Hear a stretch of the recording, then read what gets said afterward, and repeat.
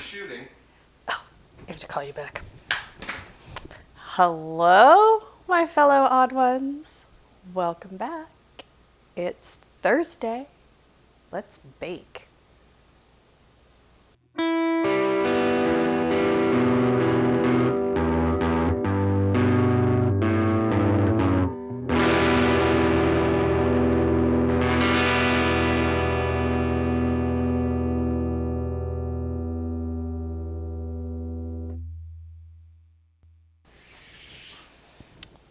So, I hope you've all been well. Welcome back.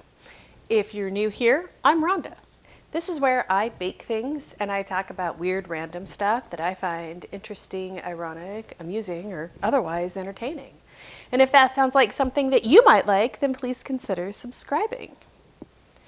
In my last episode, I made a honey twist from the incomplete recipe by my grandmother.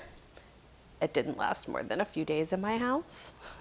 My husband and my son ate it right up. Gone. If you're not already familiar, I'm not really a big sweets person. I enjoy baking for other people. Definitely not a professional. But I will try what I make, but I'm like I said, not big on sweets. I know. Too long. Didn't listen. I made a honey twist. I talked about creepy clown stories. This week, making chocolate chip cookies because they're easy and then my son can have some for lunch. And I'm going to be talking about cell phones. My only disclaimer for this episode is that the views and opinions expressed are solely mine. Cell phones. If you're under the age of 30, you have probably never known life without your cell phone. You have probably never left your house without your cell phone. It's probably one of those things that are as common to bring with you as the keys to your house.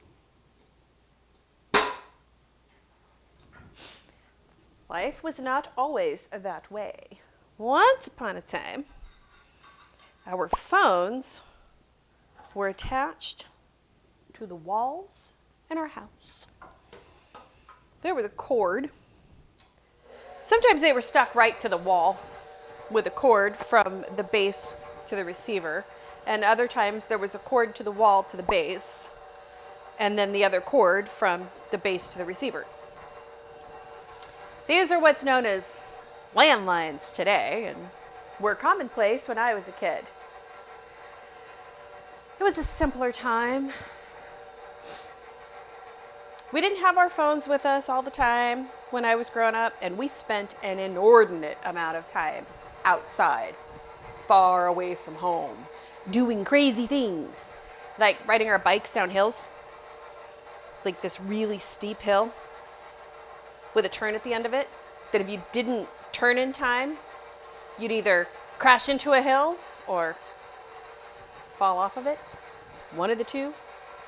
Or we would explore condemned abandoned houses. Should never have been in there. Strong enough gust of wind was going to blow it right over.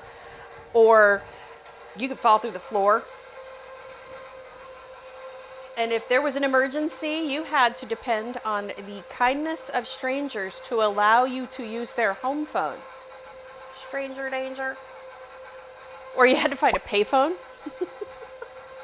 And if you didn't have a quarter, I think it was a quarter. But one time I know it was a dime to feed in. Do you remember?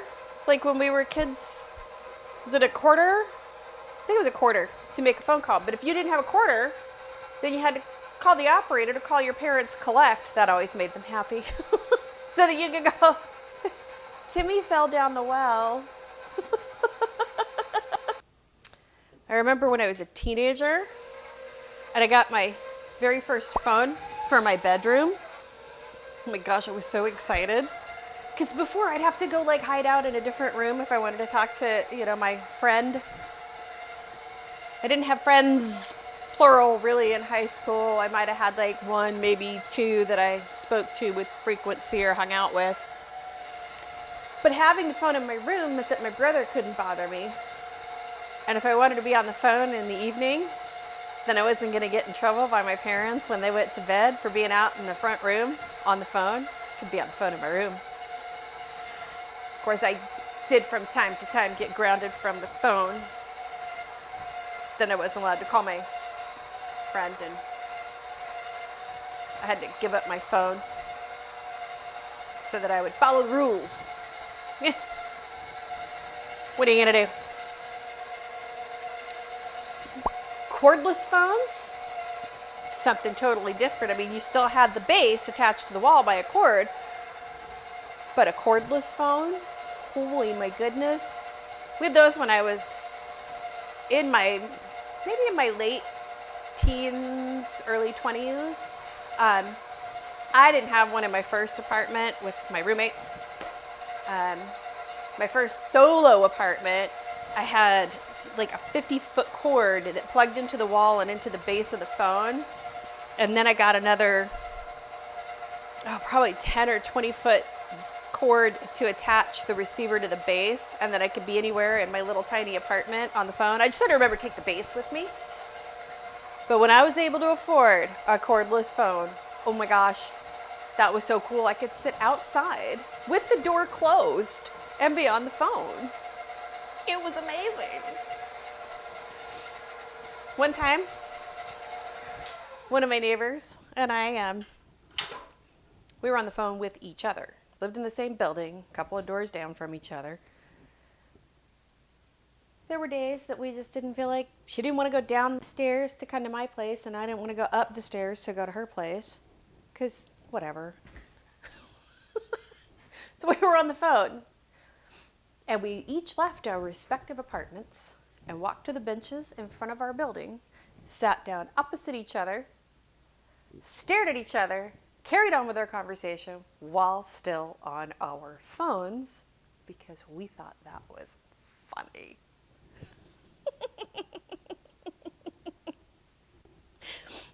The other thing that was commonplace when I was growing up, not when I was a kid so much,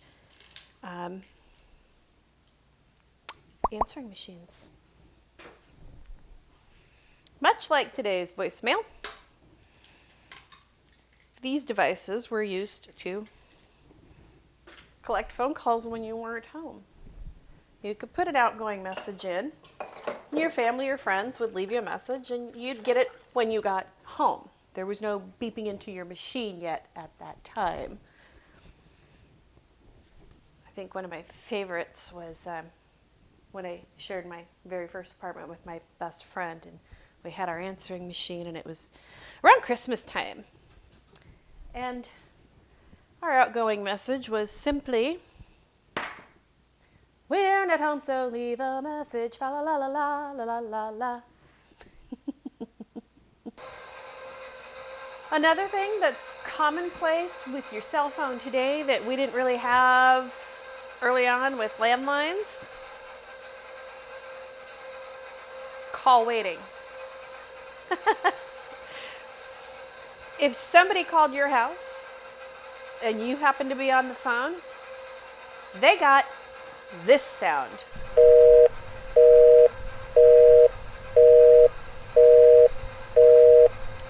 Don't even get me started on party lines.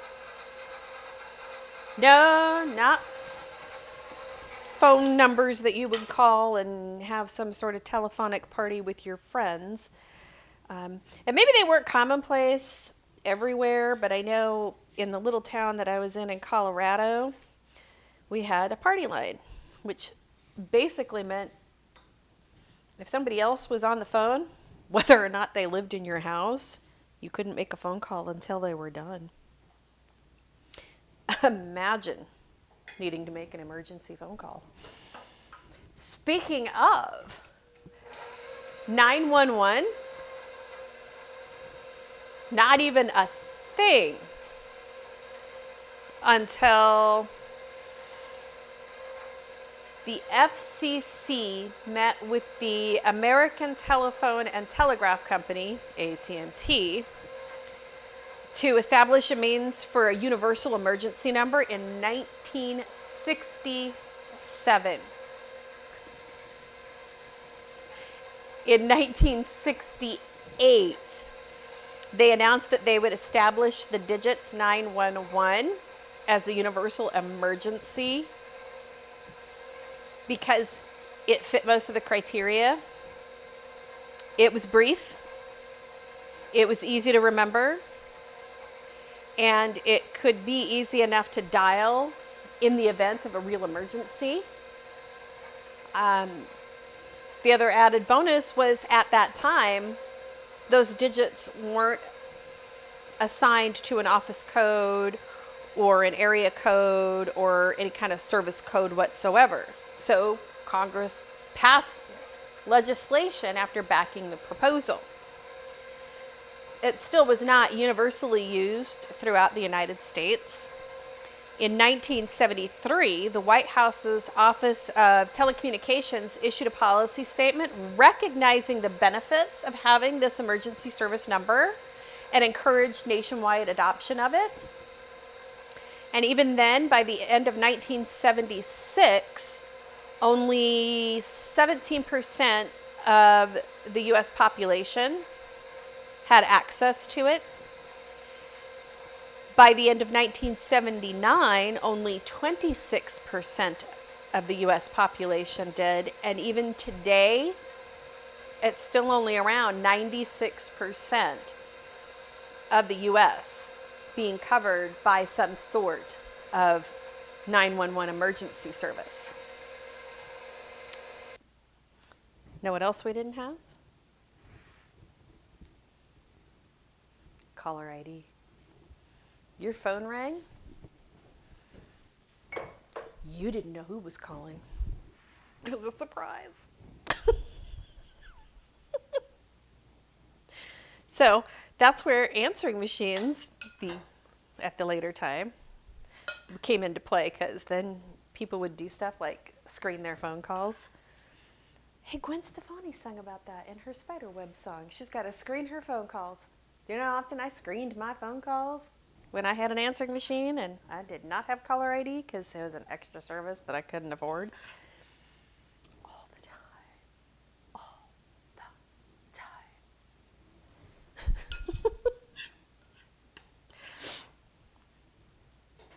In the early 80s, 1980s, notice that fashion's making a comeback. People had car phones because they just didn't have the technology to make a small enough mobile device. Give me just a second. That's off. And so it meant, like they didn't have any way to make it small enough. So people had car phones. And if you've ever seen the movie 16 Candles, Mr. Ryan, are you in here? It was not until 1983 when Motorola introduced the Motorola Dynatac 8000X to the world. And this was when people started to be able to have access to mobile phones. They were huge. They were rather cumbersome, but they were considered the first true mobile phone for that time, because even as large as it was, you could still carry it with you, although it weighed a lot and it would be kind of like carrying a brick around.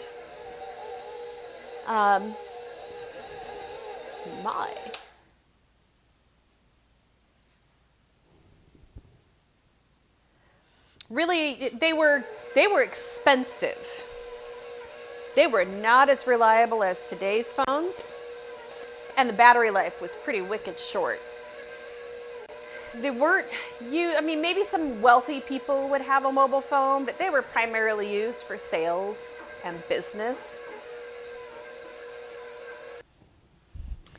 So even by the early and mid 90s, you still didn't see a lot of cell phones. I'm guessing it's probably due in part to the cost. And by then, people had pagers. And if you're not familiar with this archaic and rarely seen device, people would wear it on their hip, and your family or friends would call and plug in the number for you to call back, and it would show up on this little screen. And by the time that pagers got to the point to where you could leave a voicemail message on the pager, kind of like having an answering service, most people had a cell phone from any number of providers.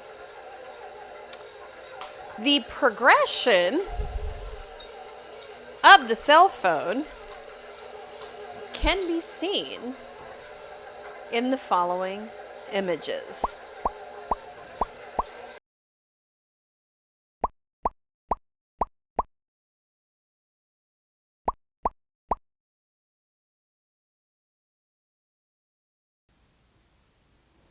Back in the early days of cell phones, they were primarily used for voice communication, much like their earlier predecessor landlines. There was no voicemail, there was no call waiting, and that would come later as technology advanced. Voicemail and call waiting were eventually added as additional services to your cell phone plan, which then led cell phone manufacturers to realize that they could integrate other technologies into cell phones to expand the features. So today, cell phones can be used to text rather than make a voice.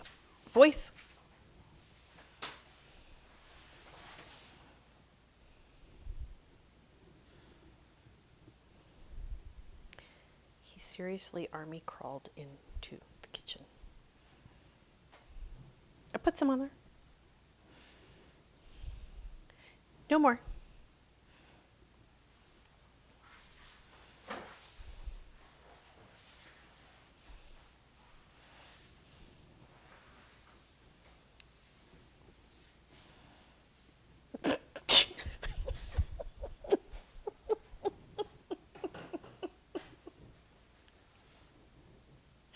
Where was I? Oh, yeah.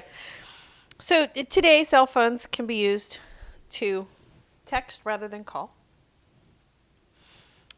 which I quite prefer. You can connect to the internet via Wi-Fi or your cell phone's mobile network. You can play games. You can connect with your friends on any of a number of social media platforms, Facebook, Instagram, Twitter. You can use maps so that you don't get lost when you're driving around. Unlike, when I was a kid and you had to learn how to read a map, which actually is a good skill to have. Learn to read a map. You can check your email if you still use such a thing. You can surf the internet and find all manner of information right at your fingertips. I remember when I worked in public education and kids would have to do research to do a paper for whatever, a report that they were going to do. And it used to kill me that they'd whine. Oh my gosh, I can't find anything. And I'm just like, I held up my phone and I went, you literally have the encyclopedia at your fingertips. All manner of information via Google or some other search engine Are you serious right now? Back in my day, we went to the library and we looked in the card catalog using Mr. Dewey's decimal system to locate the books that we needed in order to do our research. You kids have it so easy today. How often, dear viewer, have you seen someone just walking down the street, driving down the road, staring at their phone? Heaven forbid you miss an important text, tweet, or TikTok because you were paying attention to where you were going. Oh my gosh, which brings me to the story that led to my discussion of cell phones. Designer creates wearable third eye that lets you walk safely while looking at your phone. The answer to life's small problems of wanting to not be disconnected. Further distraction from your surroundings. Excellent. This comes from a design student, an industrial design student, Min Wook Heng, and she came up with the idea. You're welcome for the help. She came up with the idea because of the fact that people are usually walking around staring at their phones and then getting into accidents. I mean, how often have we seen the videos of people walking into fountains or into other people or worse because they're sitting here doing this rather than this? This third eye that she created, you wear attached to your forehead, as seen in the image. And it's made of translucent plastic, and it covers the eye. So that when your head is up, the lid to the eye is closed. But the second that you look down at your phone, the lid opens, and it can detect things in front of you, fountains, people, things, and it buzzes so that, it gets your attention to look up. So you just walk along, staring at your phone.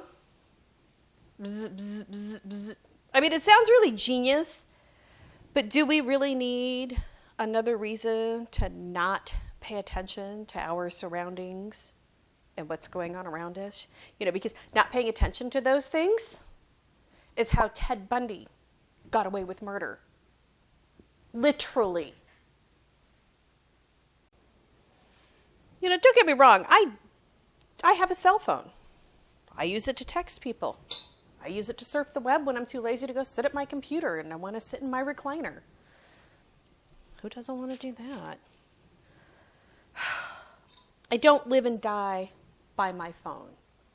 I can drive down the road, get a text message, and ignore the fact that the phone made a noise. It'll still be there when I get to my destination. I just kind of like to get to my destination without running into final destination. I've left my phone at home when I've left for work because I just simply forgot it. Running errands, going to work. Left my phone at home. It was fine. I survived.